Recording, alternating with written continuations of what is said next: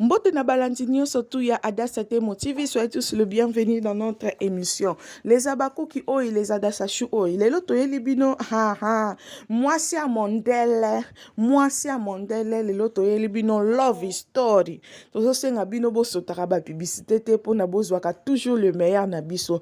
Donc maman, la maman des abakou kuna mobali na e love story. Maman zo lambe la mobali na e donc yakusakana te. En tout cas bino mo botala to loba mingi te esenga boye papa uti musala ye allié Amélie allié biloko kitoko donc bino mo botala bomona le boko ya sila bisa lo Bekam la maman des abakouk.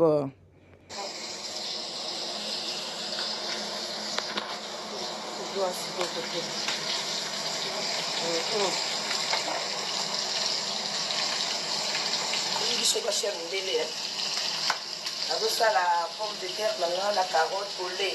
La chango maïté. Mais la salle on a lait. Lait à maï.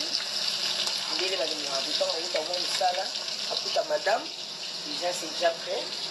Voilà la autre chose dans la four. Nous on met saucisse. Pomme de terre, carotte. La autre salle au four. On a la lave aspirée là. Voilà. Là où ils ont la moto.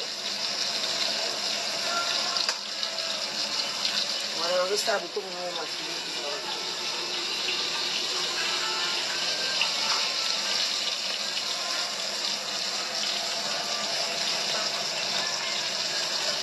Pomme de terre au lait.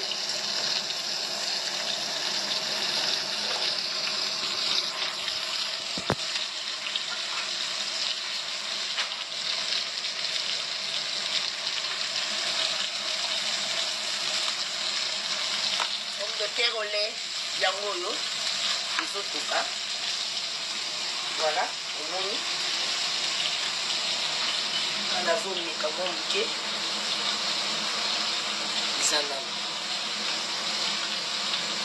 Kande to banda ko yebisa bino mama na biso alambia azolambela papa bino bozana ba papa boyebe lengyo esalaka ya kolambela papa boyebe lengyo esalaka papa ye akuti biloko kitoko boye akuti biloko ole boye akuti pomme de terre au lait na biloko bazo tumba kitoko wana tanga okomaka si la longolie moi sapato chérie comment vas-tu allez ba pesani moi allez tango ba silisi ba mati likola mais ça balie bien kuna pe préparation ya métis na biso azoya en tout cas kozala na mobali za elengi kozala na mobali za goût olamuki na tongo saleli papa ti ake musala yepe kuna na musala azokanisaka funa zonga loko andeti nga mobali na nga linga olia biloko amalewa te biloko libanda aliaka te ayaka ka olia na ndako donc ba o bazana ba mama te bango basalela bango ka ba anniversaire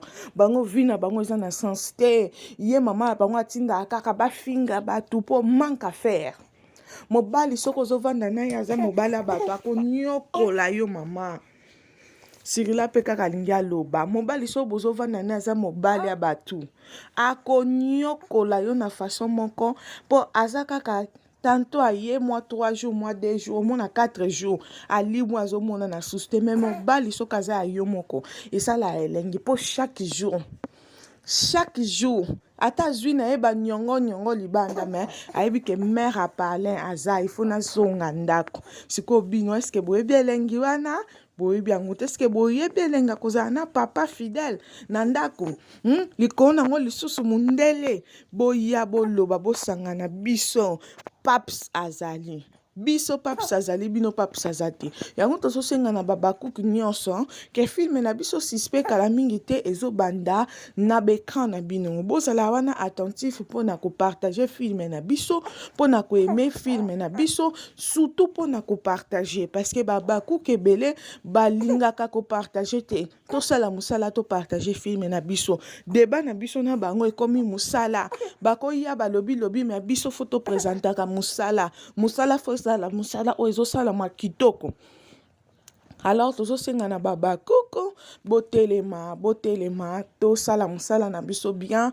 elongo na biso nyonso tokoya wana mpona kosunga mosala ekende bien tozala makasi surtout na bapartage topartage ebele tozala wana mpona kopartage silila tozala wana mpona kopartage donc bozala branché na kati ya sila bisalo officiel leza bakuki oyo bato nanu batalaki filme na biso ya kala te oyo wutaki koleka bokende kuna bokonsome na sila bisalo officiel botala filme na biso ya kala oyo wutaki koleka botiango bacoeur bajeme mpona no filme na biso ya sika ekoti te filme oyo ya sika ezoya suspect je vous dis que ezoya na makambo nango suspect ezoya na makambo nango donc wana nga nazobenga ngo eza théâtre te mais nazobenga ngo eza film à Nigeria na biso donc tozala branché parce que ekozala nde pesa mbwa ya turo mbwa koboya te kasa kondima alors tozosenga na babakuki bo partager film na biso tozala wana branché ya kovanda nyonso koti YouTube